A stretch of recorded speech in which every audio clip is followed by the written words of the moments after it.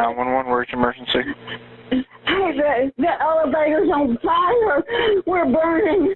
It's November 2016, and Reba Williams is trapped in an elevator as wildfire burns the resort around her to the ground. Oh, the building's on fire. How many people are in the elevator, ma'am? Two. 2 people in the elevator. Her husband, Joe, lays next to her. We're getting help on the way as fast as they can get there, okay? The elevator's stuck in between floors. She has no idea which ones. The power went out hours ago, and she's calling for help from her cell phone. Minutes tick by, and now ember and spark is making its way in through the elevator's cracks. Some of it falls on her clothes. It's in her hair. Ma'am, they're getting up there as fast as they can, okay? And there's a dispatcher. He's on the other line, and he's instructing them on how to stay alive. Any clothing that you can get, put it over your face. Put your jacket over your face. Okay? At this point, it's 4 a.m, and the Williamses have been trapped like that for 8 hours. You have been in the elevator since 8 p.m.? Yes. Okay. The building starts to collapse around them. There's stuff falling all around us. We can hear it.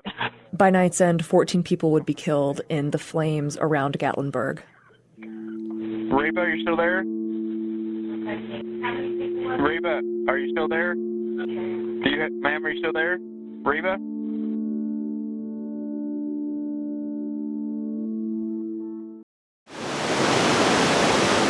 Every year I get my calendar and say, now when am I going to Gatlinburg? So it's a pleasure. Through the ups and downs of the year, a high point for Reba Williams is her traditional trip to Westgate Resort. The same trip she made in November 2016, when hurricane-force winds fanned ferocious flames through Gatlinburg. Got knocked on our door and we didn't know it was an emergency. Got on the elevator, it went down half a floor and the power went out. I started calling 911 and they would say, well, we're sending somebody to get you. After that first call at around 8 o'clock at night, Reba and her husband waited and waited, called 911 a few more times, but nobody showed up. The roads were blocked. About 3:30, we saw a red glow at the bottom of the elevator. We're not going to make it out. So then I tried 911 one more time. 911, where's your emergency? The elevator's on fire. We're burning. Where are you, ma'am? Please send help. Where are you, ma'am? Westgate Resort. He said, get to the lowest point in the elevator. You gotta go that way. The lowest point for the dispatcher was when he learned crews had tried and failed to reach them through a tangle of burning trees and power lines for 8 hours. Reba, how long have y'all been in the elevator? You just got in it right before you called? Since 8 p.m.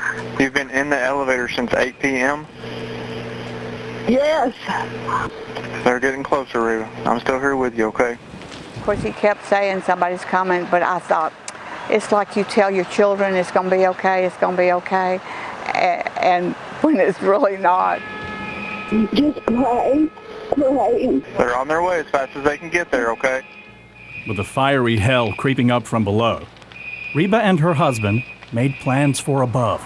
We said our goodbyes to each other and said, see you in heaven. We knew that was the end. I passed out. I saw Jesus in the white light. And about that time, I heard somebody say, ma'am, you've got to stand up. Fire crews pried the elevator open, rescued her husband, and carried an unconscious Reba down 3 flights of fiery stairs. We have located and rescued both people in the elevator. EMS is on the scene. And the next thing I remember, I was in the ambulance to Knoxville, to the trauma unit. Williams and her husband recovered from burns and smoke inhalation. After the fire, the only thing left standing of the building where she was trapped was the elevator shaft. And they're forever grateful to the rescue workers and the Westgate staff who took care of them. You know, it's people and relationships that count. And they'll keep coming back to Gatlinburg, because after a night when they would not go down, the highs of the Smokies feel even closer to heaven. I'm a walking, talking miracle. that I should not have come out of that alive. But I did. With reporter Madison Stacy in Gatlinburg, Jim Matheny, WBIR 10 News. And you can hear more of Reba's return and other stories about the fires in our new podcast, Inferno, the Gatlinburg Disaster. It's available now on iTunes, WBIR.com, and all podcast platforms. It never occurred to me that Will would take his life. She had taken a bunch of pills and crawled up under bed, and that was the end of that. And she said, "Christina, Kai's gone." I said, "What do you mean? He doesn't have a car. I don't pick him up until 6. I had him as an open casket, and I wanted them to see that, Kai's not going to be able to sit up and talk to you and give his side of the story. It's a club I never wanted to be a member of, and I hope our club stays this small, but unfortunately it probably won't, and that's okay. If you have concerns, it's okay to just ask someone, are you considering suicide? They're not going to suddenly say, hey, that's a great idea. If they're not considering it, they're just going to say, no. But if they are considering it, you might open that doorway. Now tonight at 11, we visit Farragut High to see how new principal Dr. John Bartlett is working to protect, support, and empower students in hopes of ending the suicide cluster. And right now, you can see Melissa Rose with Life Connections Counseling is joining us live on the Channel 10 Facebook page. Parents, students, please join the conversation happening right now. It's a place to ask those hard to talk about questions that could help save a life. It is a harsh reality these mothers face every day. Their children, all Farragut High students, died by suicide. And sadly, they are not alone. In the last 3 years, 6 Farragut High School students have taken their own life. 10 News anchor Beth Haynes joins us with more on the reality of suicide. Beth? Robin and John, it's not just a Farragut High School problem. School communities across East Tennessee are suffering. In fact, the Knox County Health Department surveyed students from middle school and high school in 2017 and 2018. It found 1 in 5 students had seriously considered suicide. We go inside Farragut High School to see what a veteran principal is doing to turn that around.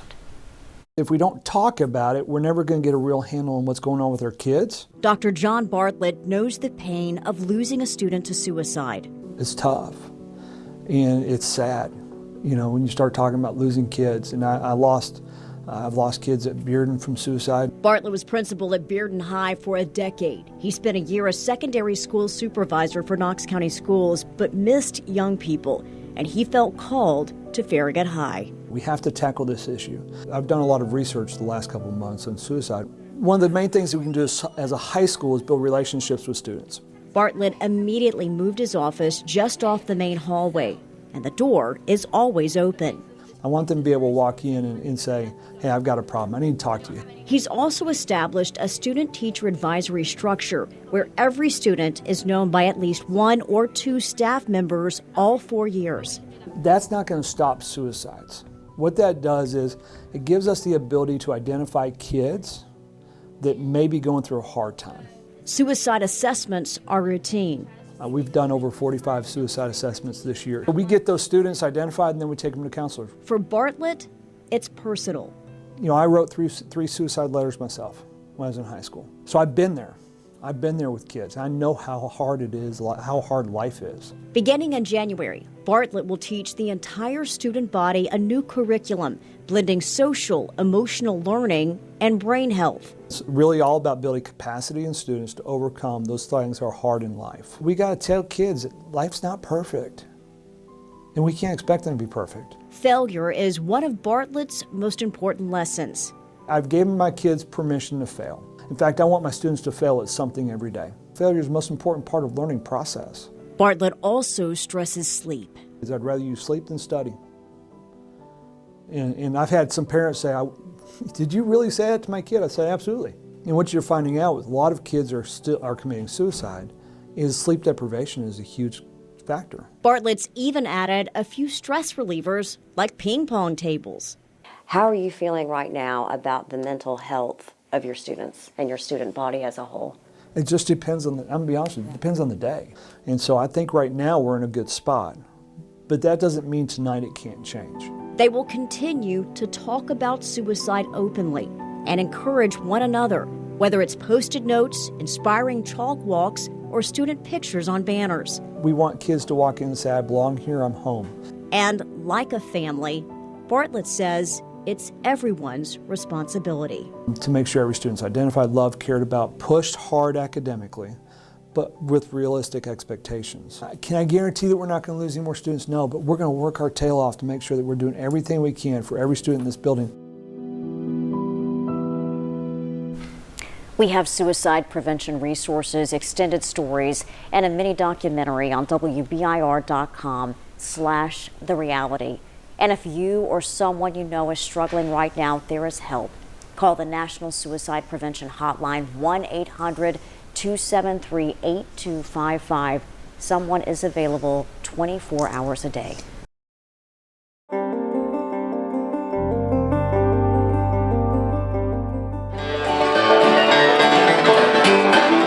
It's the sound of summer nights in Bulls Gap.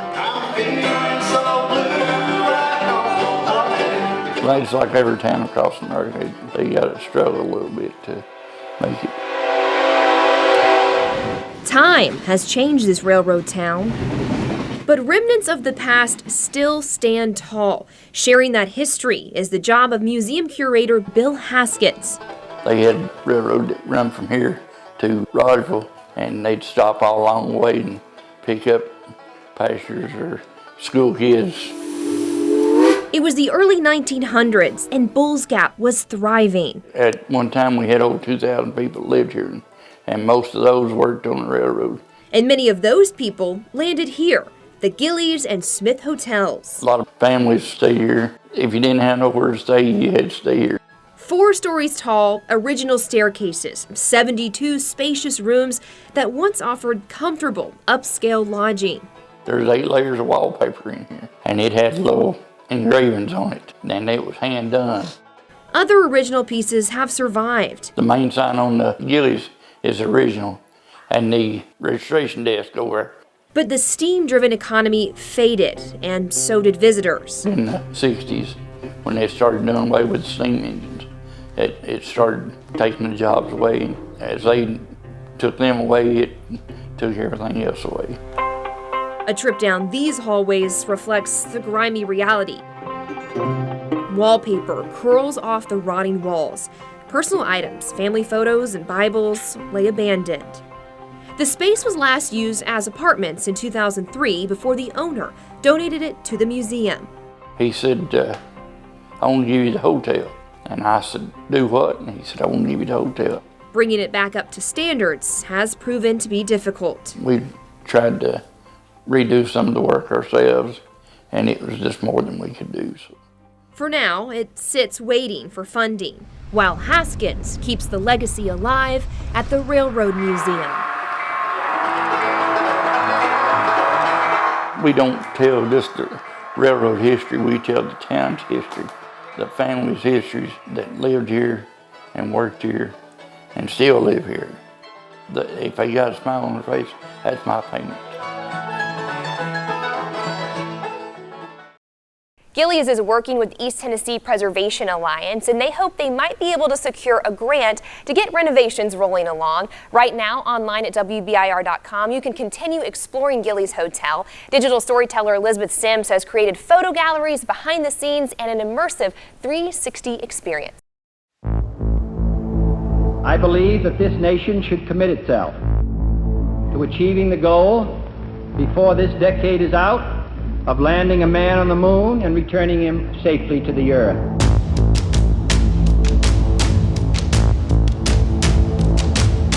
Oh, there was a space race. Roman Titov of Russia returns to Earth. We knew what the Soviets were doing. They launched Sputnik before we put a satellite in orbit. There was a panic mode. The biggest challenge was to escape gravity, and that, as we understood, took the biggest engine ever. you got 3 guys riding this thing, and you got to make sure it's going to work. 30 seconds and counting. There are people sleeping on the hoods of cars, in the trunks of cars, on the ground, everywhere. It's just people everywhere. T-minus 15 seconds. We knew it was history. We knew it was history in the making. 5, 4, 3, 2, 1. Liftoff. We have a liftoff. 32 minutes past the hour. We choose to go to the moon in this decade and do the other things, not because they are easy, but because they are hard. As World War II ended, First, you duck. And the Cold War heated up, You cover. so did the race to space. The potential to send Americans to the moon attracted thousands of young engineers from around the country, including from the University of Tennessee. Well, I was born and raised in Tennessee, and I went to Knoxville, educated there at the University of Tennessee, got my engineering degree, and then came to Huntsville. Signed on as a test engineer under the von Braun arrangement. German scientist Wernher von Braun was one of the world's leading rocket scientists and a pioneer in the American race to the moon. Von Braun had a real talent for working with people and understanding things like that. His team of German scientists led the efforts at NASA's Marshall Space Flight Center in Huntsville, Alabama, nearly 200 miles southwest of Knoxville. It's here they built the Saturn V rocket, the vehicle that would propel astronauts Neil Armstrong, Buzz Aldrin, and Michael Collins to the moon. The Saturn V is going to be a technological marvel. It had the most power, and it was the most complex in so many ways. The biggest challenge was to escape gravity. And that, as we understood, took the biggest engine ever. While engineers in Huntsville tested every aspect of the rocket on the ground, 49 miles away in Tullahoma, Tennessee, scientists tried to figure out what would happen in the vacuum of space. Well, we're inside the J4 Large Rocket Development Test Facility here at AEDC. We simulate how a rocket propulsion system will perform in a higher atmosphere and also in outer space. Today, the J4 test cell at Arnold Engineering Development Complex is quiet. But 50 years ago, it hummed with round-the-clock testing of the entire Apollo system.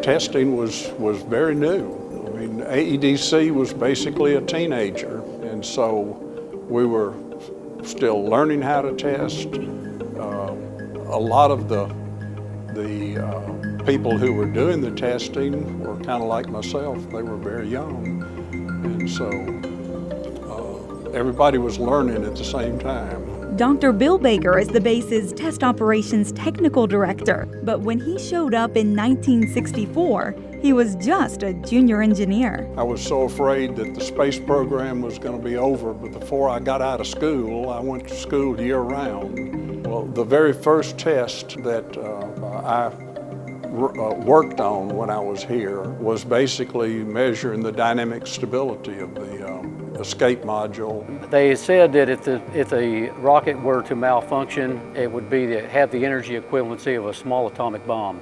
So you got 3 guys riding this thing, and you got to make sure it's going to work. So an extensive amount of testing had to be done to validate that the engines would operate. But the end of the decade was quickly approaching. NASA pushed for what's called an all-up approach to speed up the process. What NASA says is we don't have time for that. What we need to do is we need to test everything at one time. And Apollo 4 in November of 1967 was that test. The entire Saturn V launch vehicle that had never been launched before. And it was flawless. So it really showed them that they were on the right track. All of a sudden, it just lights a fire under you, literally. The Apollo 4 mission was unmanned, and so was Apollo 6, but it was riddled with issues. There were all types of problems. You had pogo in the first stage, which is a vibration basically through the entire vehicle. 2 engines on the second stage had to shut down. And the next launch of the Saturn V would send human beings to the moon. Now that took a lot of bravery. The crew of Apollo 8 has a message that we would like to send to you. On Christmas Eve 1968, Apollo 8 sent men around the moon for the first time. God created the heaven and the earth. It was hailed as a pivotal win for a space program facing budget woes and public scrutiny. And God bless all of you all of you on the good earth. It proved the U.S. was capable of what was considered science fiction a few years earlier. We were confident of the launch vehicles, we were confident of all the things, but you know, then the one unknown was we were going to land a man on the moon, and that had never been done. So that's where, you know, that's where the pucker string gets a little tight. On the morning of July 16, 1969, thousands of cars lined the roads and beaches near Kennedy Space Center in Florida, hoping to catch a glimpse of history.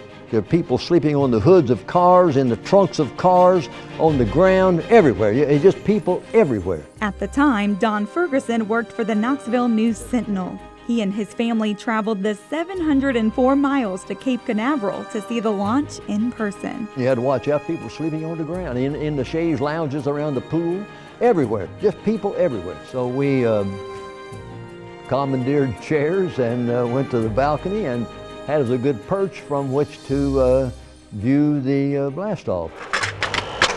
Johnson standing up. Wilson Horde, another man from East Tennessee who represented Union Carbide in Oak Ridge, was among the thousands in Florida for the launch. But he got a seat in the coveted VIP bleachers alongside celebrities and politicians. I was busy with a small camera that just made individual shots.